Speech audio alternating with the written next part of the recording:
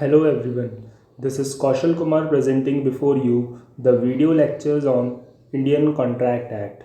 Today we are going to discuss the basics of Indian Contract Act, meaning and definition of contract and agreement, differences between contract and agreement and valid essentials of a contract. ठीक है, तो सबसे पहले जो हम topic यहाँ discuss करेंगे Indian contract act के बेसिक्स। तो क्या बोला गया है यहाँ पर कि जितने भी कॉन्ट्रैक्ट दो या दो से ज़्यादा लोगों के बीच में जब बनाए जाते हैं या जो दोनों पार्टीज़ एक दूसरे के साथ कॉन्ट्रैक्चुअल रिलेशंस में आती है तो कॉन्ट्रैक्ट का नाम आते ही वो चीज़ें कहाँ कवर होती हैं, हमारी इंडियन कॉन्ट्रैक्ट एक्ट के अंदर कवर होती हैं। तो क्या लिखा हुआ है, Indian law relating to contract is now embodied in Indian contract act 1872। Embodied का मतलब होता है कवर्ड। तो वो चीज़ें कहाँ कवर्ड होती हैं, इंडियन कॉन्ट्रैक्ट एक्ट के अंदर कवर्ड होती हैं। कौन सी? जब दो या दो से ज़्यादा लोगों के बीच में किसी भी तरह का कोई कॉन्ट्रैक्ट बनाया जाता है या प्रोमिसेस लिए जाते हैं। क्या बोला गया, originally the act contains 266 sections. मतलब ओरिजिनली मतलब जब सबसे पहले जब एक्ट आया गया था इसके अंदर टोटल 266 सेक्शंस थे और वो 266 सेक्शंस 11 चैप्टर्स में डिवाइड किए गए थे। लेकिन 1930 के अंदर जो प्रोविजंस थे, जो रूल्स थे, किससे related? Sales of goods act से रिलेटेड, सेल्स ऑफ गुड्स से रिलेटेड। और 1932 में पार्टनरशिप से रिलेटेड जितने भी प्रोविजंस थे इस एक्ट के अंदर उन्हें रिपील किया गया। रिपील किया गया मतलब उनको सेपरेट किया गया, अलग किया गया, उसके लिए एक नया एक्ट आया। रिपील मतलब हटाना। अब उन प्रोविजंस को इस एक्ट से हटा के एक सेपरेट एक्ट प्रिपेयर किए गए जिनका नाम था सेल्स ऑफ गुड्स एक्ट 1930 और इंडियन पार्टनरशिप एक्ट 1932। तो एक कॉन्ट्रैक्ट से दो दूसरे लॉ भी वहाँ या दो दूसरे एक्ट वहाँ से फॉर्म हुए। जब ये दोनों एक्ट के सेक्शंस को इस कॉन्ट्रैक्ट एक्ट से रिपील किया गया, हटाया गया, उसके बाद जब हमारे कॉन्ट्रैक्ट एक्ट की प्रेजेंट पोजीशन है वो किस प्रकार है, सेक्शन 1 से सेक्शन 75 तक के जितने भी सेक्शंस हैं उन्हें क्या बोला जाता है, general principles of law of contract and quasi contract. अब क्वासी कॉन्ट्रैक्ट क्या होता है ये चीज़ें हम बाद में डिटेल में पढ़ेंगे। सेकंड क्या लिखा हुआ है, जब सेक्शन 124 से सेक्शन 147 तक के जितने भी सेक्शंस हैं वो किसके अंदर कवर होते हैं, स्पेशल काइंड ऑफ कॉन्ट्रैक्ट्स में, जैसे कि इंडेमनिटी एंड गारंटी। सेक्शन 148 से 181 में बेलमेंट एंड प्लेज बोलते हैं उनको, ये चैप्टर्स कवर हैं इसके अंदर। सेक्शन 182 से 238 तक के कहलाएंगे हमारे कॉन्ट्रैक्ट ऑफ एजेंसी। तो हम इसके अंदर क्या क्या पढ़ेंगे, लॉ ऑफ कॉन्ट्रैक्ट्स क्या है, क्वासी कॉन्ट्रैक्ट क्या है, इंडेमनिटी गारंटी क्या है, बेलमेंट, प्लेज, एजेंसी, ये जितने भी वर्ड्स हैं इन सबके एक अलग आगे जाके सेपरेट चैप्टर्स दिए हुए हैं, वो भी हम इनके चैप्टर्स के आते समय डिस्कस करते जाएंगे। सबसे पहले जो हम एक्ट में पढ़ना स्टार्ट करेंगे वो पढ़ेंगे meaning and definition of contract. तो क्या बोला गया, in common parlance the term contract is used to denote an agreement. मतलब जनरल लैंग्वेज में बोला जाए या जनरल लैंग्वेज में जो एक नॉर्मल इंसान समझता है, कॉन्ट्रैक्ट क्या होता है, ये एक एग्रीमेंट है या एक ऐसा प्रॉमिस है जो जनरली किसके बीच में बनता है, दो या दो से ज़्यादा लोगों के बीच में बनाया जाता है। तो लिखा हुआ है the term contract is used to denote an agreement or a promise made by two or more persons. फिर क्या लिखा हुआ है, the Indian contract act defines it in a certain specific way in order to give it a legal blend. मतलब Indian contract act ने contract को अलग ही तरीके से डिफाइन किया गया है ताकि इसको लीगली पहचान मिल सके। ठीक है, क्या कैसे डिफाइन किया गया, तो जो डेफिनेशन थी एक्ट में वो किस में दी हुई है, सेक्शन 2H में दी हुई है। तो यहाँ सेक्शन कौन सा है, 2, लेकिन जो H लिखा हुआ है स्मॉल वो क्या है, हमारा सब सेक्शन है। तो जनरली सेक्शन कैसे लिखे जाते हैं, तो सबसे पहले सेक्शन लिखा जाता है उसके बाद सब सेक्शन लिखा जाता है।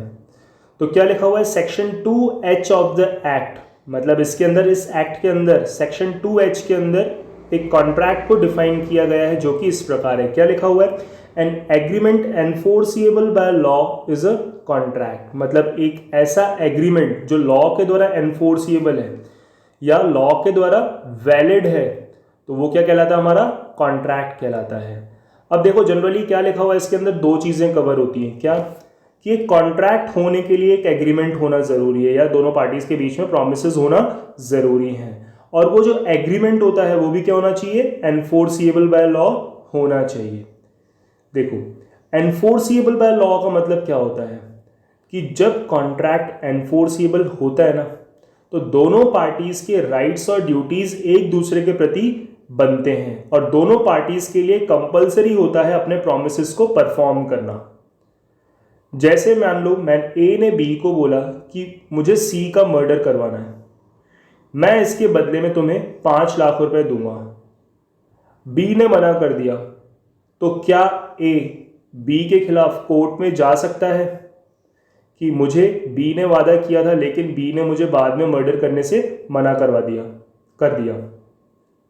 तो ये क्या है, दोनों पार्टीज के बीच में राइट्स एंड ऑब्लिगेशंस क्रिएट नहीं हुए। इट मीन्स ये क्या था, एक एग्रीमेंट था, ये एनफोर्सिबल बाय लॉ नहीं था। तो क्या ये कॉन्ट्रैक्ट बन पाएगा? नहीं बनेगा ये कॉन्ट्रैक्ट। क्यों?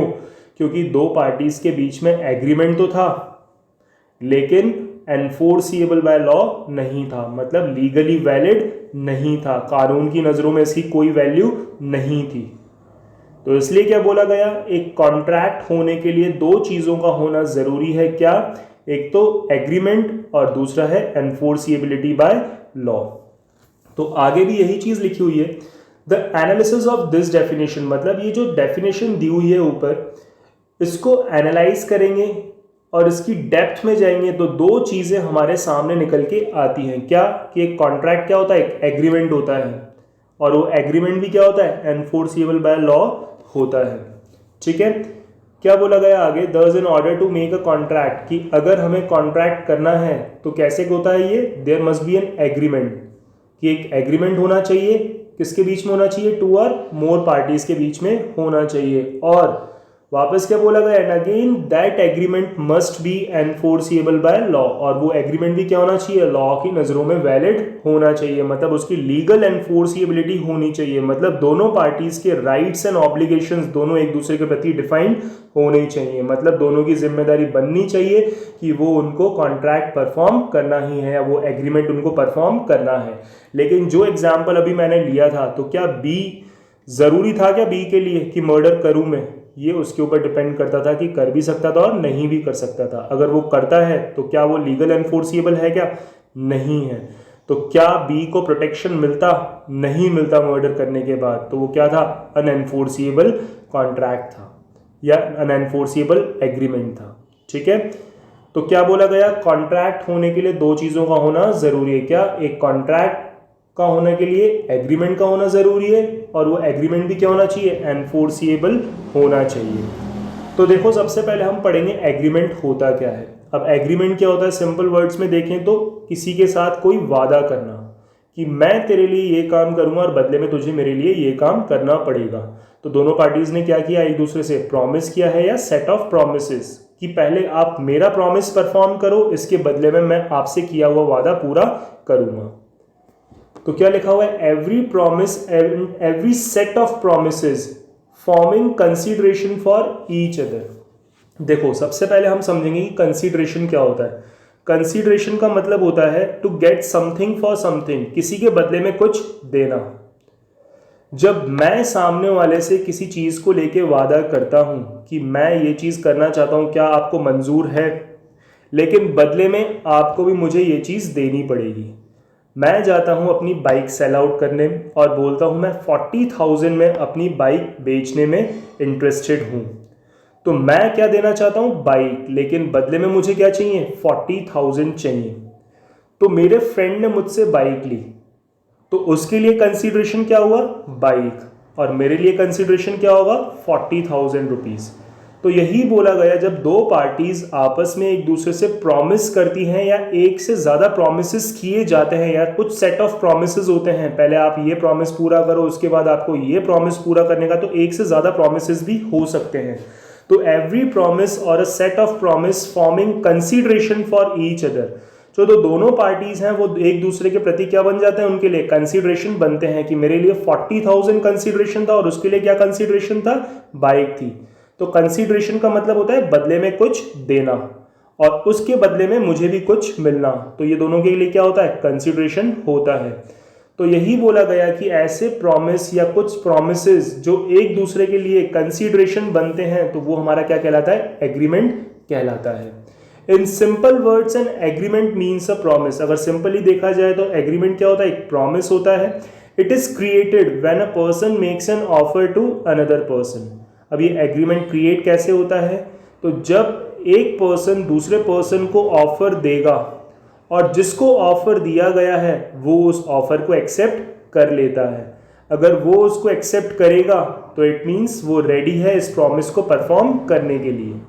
तो क्या हुआ, ऑफर होने के लिए अब ऑफर सबसे पहले दिया जाएगा। अब ऑफर के बाद अगर सामने वाले ने अपनी एक्सेप्टेंस दे दी या एसेंट दे दी या अपनो राजी हो गया वो उस चीज को मानने के लिए, तो अब क्या बन गया, एग्रीमेंट बन गया। तो एग्रीमेंट क्या होता है, दो चीजों से मिलकर बना हुआ होता है। एक तो प्रपोजल या ऑफर देना, और सामने वाली पार्टी ने आपके उस प्रपोजल को या आपके उस ऑफर को एक्सेप्ट कर लिया तो वो कहलाता है हमारा एग्रीमेंट। तो कॉन्ट्रैक्ट होने के लिए सबसे पहले क्या जरूरी है, एग्रीमेंट होना। अब आता है एनफोर्सिबिलिटी ऑफ एग्रीमेंट। अब एनफोर्सिबिलिटी मैंने क्या बताया था, ऐसा टाइम जिस समय जब वो प्रोमिसेस किए जा रहे हैं दोनों पार्टीज के द्वारा एक दूसरे से, उस समय जो दोनों के राइट्स एंड ड्यूटीज हैं या जो राइट्स एंड ऑब्लिगेशंस हैं वो एक दूसरे के प्रति क्रिएट होते हैं। मतलब दोनों ही क्या रहेंगे, जिम्मेदार रहेंगे, उनको अपने प्रोमिसेस को परफॉर्म करना पड़ेगा और जिसके अगेंस्ट उन्हें लीगल प्रोटेक्शन भी प्रोवाइड किया जाता है। तो ये कहलाता है एनफोर्सिबिलिटी। और एनफोर्सिबिलिटी मतलब कानून की नज़रों में वो चीज़ वैलिड होनी चाहिए, लीगल वैलिडिटी उसके अंदर होनी चाहिए, या कानून की नज़रों में उस चीज़ की वैल्यू होनी चाहिए। मैं अगर किसी का मर्डर करने के लिए बोलूँगा तो वो चीज़ लॉ की नज़रों में सही नहीं है, तो वो क्या है, एक अनएनफोर्सिएबल एग्रीमेंट कहलाएगा। ठीक है, तो पढ़ते हैं आगे क्या लिखा हुआ है। Every agreement is not a contract, कि हर एग्रीमेंट कॉन्ट्रैक्ट नहीं होता। तो सिर्फ ऐसा एग्रीमेंट जो क्या है, लॉ के द्वारा एनफोर्सिएबल है, वही क्या होता है, कॉन्ट्रैक्ट होता है। इसका मतलब ऐसा एग्रीमेंट जो अनएनफोर्सिएबल है, लॉ की नज़रों में वैलिड नहीं है, तो वो क्या, वो कॉन्ट्रैक्ट बनेगा, नहीं बनेगा। आगे क्या लिखा हुआ है, an agreement is enforceable by law only when it creates a legal rights and obligations of the parties. कि एक एग्रीमेंट एनफोर्सिएबल बाय लॉ कब होता है, जब दोनों पार्टीज के एक दूसरे के प्रति जो राइट्स हैं, जो ऑब्लिगेशंस हैं वो क्रिएट हो जाते हैं और उन दोनों के लिए कंपलसरी हो जाता है अपने प्रोमिसेस को परफॉर्म करना। तो ये कहलाता है हमारा agreement. A large number of academicians, jurists and legal experts have defined the term contract। मतलब कुछ ऐसे लोग थे, कुछ jurists थे, कुछ academicians थे, कुछ legal experts थे जिन्होंने क्या किया है, contract की definition दी है, जिसमें से सर सैलमन ने क्या definition दी थी कि contract is an agreement creating and defining obligations between the parties। कि कॉन्ट्रैक्ट क्या है, एग्रीमेंट है जो दोनों पार्टीज के एक दूसरे के प्रति ऑब्लिगेशंस क्रिएट करता है या ऑब्लिगेशंस को डिफाइन करता है कि सामने वाले के लिए क्या जिम्मेदारी बनती है और मेरे प्रति क्या जिम्मेदारी है। जो मैंने एग्जांपल लिया था अभी बाइक सेल आउट का, तो मेरी जिम्मेदारी क्या थी, जो मैंने वादा किया था कि मैं अपनी बाइक को 40,000 में बेचूंगा, तो वो मेरे ऑब्लिगेशंस हैं जो क्रिएट हुए थे सामने वाली पार्टी के अगेंस्ट। अब सामने वाली पार्टी के क्या राइट्स थे, सॉरी ऑब्लिगेशंस थे, कि उसे बाइक लेने के बाद या बाइक को हैंड ओवर करने के बाद मुझे 40,000 उसे देने पड़ेंगे। तो मेरे लिए कंसीडरेशन क्या हुआ, 40,000, और उसके लिए ऑब्लिगेशंस क्या हुआ कि उसे 40,000 पे करने पड़ेंगे। तो ये क्या हो गया, एक कॉन्ट्रैक्ट हो गया।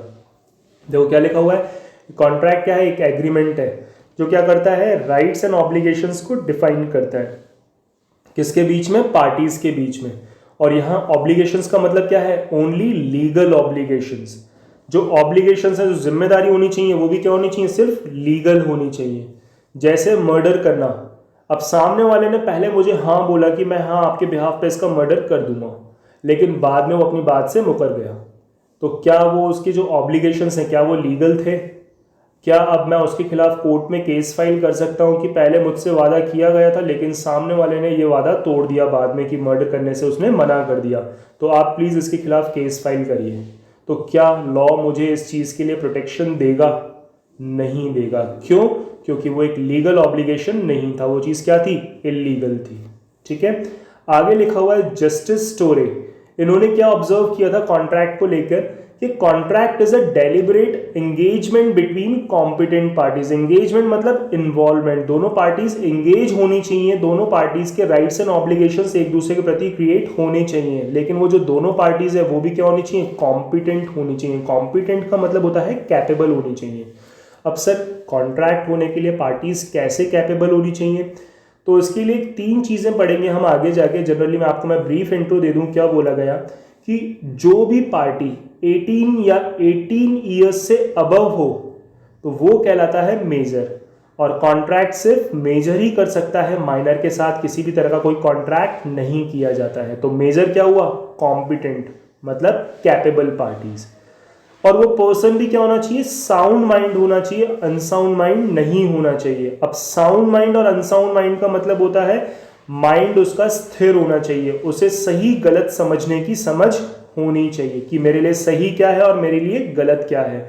अगर इंसान के अंदर ये कैपेबिलिटी है, वो सही गलत को समझ सकता है, डिसीजंस चाहे कुछ भी ले लेकिन उसको पता है कि उसके लिए क्या सही है और क्या गलत है, तो वो क्या कहलाता है, कैपेबल कहलाता है। तो वो हमारी कौन सी हो जाएगी, कॉम्पिटेंट पार्टी। तो इसके बारे में हम आगे जाके और डिटेल में पढ़ेंगे, लेकिन अभी सिर्फ इस वर्ड का मतलब मुझे बताना था, सो मैंने बता दिया कि कॉन्ट्रैक्ट क्या है, दो पार्टीज के बीच में एंगेजमेंट, और वो पार्टीज एंगेजमेंट मतलब कोलैबोरेशन, मतलब दोनों पार्टीज क्या होती हैं उस कॉन्ट्रैक्ट के अंदर या प्रोमिसेस के अंदर इन्वॉल्व होती हैं, और दोनों पार्टीज भी क्या होना चाहिए, कॉम्पिटेंट होनी चाहिए। Upon a legal consideration to do or abstain from doing some act, मतलब जो दोनों पार्टीज कुछ ना कुछ एक दूसरे के प्रति करना चाहती हैं तो वो उनके लिए लीगल कंसिडरेशन फॉर्म करना चाहिए। लीगल कंसिडरेशन फॉर्म करने से मतलब है कि जो मैंने बदले में मांगा है या जो मैं उस पार्टी को देने वाला हूं, दोनों चीजें क्या होनी चाहिए, लीगल होनी चाहिए। मैं बोलता हूं कि मैं आपको 40,000 दूंगा, लेकिन बदले में मुझे एक्स की क्या चाहिए, डेड बॉडी चाहिए, तो मैं जो 40,000 दूंगा वो तो लीगल कंसिडरेशन है, लेकिन जो बदले में मैंने कंसिडरेशन मांगा, जो जो सामने वाले से जो चीज़ मैंने मांगी है, तो क्या वो चीज़ लीगल है, नहीं है। तो क्या वो एक लीगल कंसिडरेशन ना होने के नाते वो एक कॉन्ट्रैक्ट बनेगा, नहीं बनेगा। तो क्या बोला गया, एक कॉन्ट्रैक्ट होने के लिए कुछ चीज़ें हमें कंसिडर करनी पड़ेगी, क्या कि जो कॉन्ट्रैक्ट कर रही हैं पार्टीज वो आपस में क्या होनी चाहिए, कॉम्पिटेंट होनी चाहिए, और जो दोनों पार्टीज के बीच में जो कंसिडरेशन फॉर्म हो रहा है वो भी क्या होना चाहिए, लीगल होना चाहिए। और जब वो कॉन्ट्रैक्ट किया जाता है पार्टीज से, वो कॉन्ट्रैक्ट जो किया जाता है, कुछ करने के लिए भी कॉन्ट्रैक्ट हो सकता है और कुछ नहीं करने के लिए भी कॉन्ट्रैक्ट हो सकता है। तो देखो कॉन्ट्रैक्ट जनरली 2 तरीके से किया जाता है, 2 तरीके से प्रोमिसेस लिए जाते हैं, कोई आपको काम करवाना है और कोई काम नहीं करवाना है, तो दोनों के लिए ही कॉन्ट्रैक्ट होता है। एब्सटेन का मतलब होता है मना करना, ठीक है। तो कंसीडरेशन क्या हो सकता है, पॉजिटिव भी हो सकता है और नेगेटिव भी हो सकता है, कि अगर मुझे कोई चीज करवानी है तो वो मेरे लिए क्या है, पॉजिटिव कंसीडरेशन, और कोई चीज करने के लिए मना करता हूं और सामने वाले को उसके बदले में मैं कुछ और देता हूं, मैं उसको कंसीडरेशन दूंगा, तो वो कहलाता है नेगेटिव कंसीडरेशन, मतलब मैंने उसको कोई चीज करने से मना की है, तो वो भी तो क्या है, मैंने उसके सामने ऑफर रखा है कि यार तुझे ये चीज नहीं करनी है या तुझे ये चीज करनी है। तो कॉन्ट्रैक्ट दोनों तरीके से हो सकता है, या प्रपोजल या ऑफर दोनों तरीके से हो सकते हैं, पॉजिटिव ऑफर भी होता है और नेगेटिव ऑफर भी होता है। नेक्स्ट क्या बोला गया, तीसरी जो डेफिनेशन दी हुई है वो किसके अकॉर्डिंग दी हुई है, सर पॉलक के अकॉर्डिंग दी हुई है। क्या बोला गया इसके अंदर, every agreement or a promise enforceable by law is a contract, मतलब कोई भी एग्रीमेंट किया जाता है या प्रोमिसेस किए जाते हैं पार्टीज के साथ, या दो से ज्यादा पार्टीज के साथ, पर वो क्या होना चाहिए, एनफोर्सिएबल होना चाहिए एज पर लॉ, तो वो हमारा क्या बन जाता है, कॉन्ट्रैक्ट बन जाता है। आगे क्या लिखा हुआ है, David M Walker states that the contract may be defined as an agreement between 2 or more persons, कि डेविड एम वॉकर ने क्या डेफिनेशन दी थी कि एग्रीमेंट 2 या 2 से ज्यादा लोगों के बीच में जो बनाया जाता है, लेकिन दोनों पार्टीज का जो इंटेंशन है, इंटेंशन वो क्या होना चाहिए, लीगल होना चाहिए, मतलब जो दोनों पार्टीज के कॉन्ट्रैक्ट करने का पर्पस है या एग्रीमेंट करने का पर्पस है वो क्या होना चाहिए, लीगल होना चाहिए। तो यहां क्या बोलेंगे, पर्पस, इंटेंशन मतलब उनका पर्पस, कि कॉन्ट्रैक्ट क्यों किया जा रहा है। And to be legally enforceable, और वो चीज क्या होनी चाहिए, लीगली वैलिड होनी चाहिए। तो इसके अंदर डेफिनेशन के अंदर कुछ चीज़ें दी हुई हैं जो नोट करनी है क्या, कि एक एग्रीमेंट एक तो क्या होना चाहिए, दो या दो से ज़्यादा लोगों के बीच में होना चाहिए। दोनों पार्टीज का जो पर्पस है वो क्या होना चाहिए, लीगल होना चाहिए, और वो लीगली वैलिड भी होना चाहिए, मतलब कानून की नज़रों में उस चीज़ की भी वैलिडिटी होनी चाहिए। तो वो कहलाता है हमारा कॉन्ट्रैक्ट। तो इसी के साथ ही हम हमारे meaning and definitions of contract को ख़त्म करते हैं। जो हमारा नेक्स्ट टॉपिक है, essentials of a valid contract, वो हम नेक्स्ट वीडियो में कवर करेंगे।